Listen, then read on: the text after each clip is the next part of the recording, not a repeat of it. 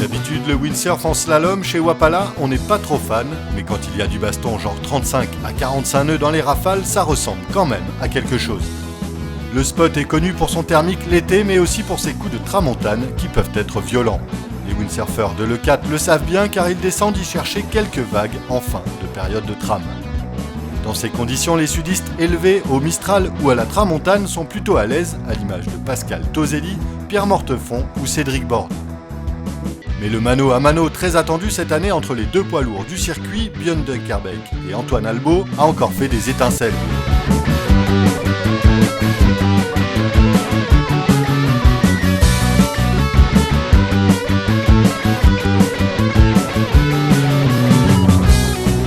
Albo a été le plus régulier, sur 8 manches il en remporte 6, plus une manche de 2 et 3, histoire d'en laisser un peu aux autres. Décidément, Antoine Albo est trop fort, il s'offre une belle victoire en Catalogne. Björn finit second au général, il a eu un peu de mal à rentrer dans la compétition, même s'il est d'habitude plutôt à l'aise dans le baston. A noter la 4ème place de Cyril Moussilmani qui confirme son statut d'outsider, toujours dans les bons coups. Au classement provisoire annuel après le Vietnam, la Corée et l'Espagne, c'est toujours Dunkerbeek qui est en tête, suivi de quelques points par Antoine Albo.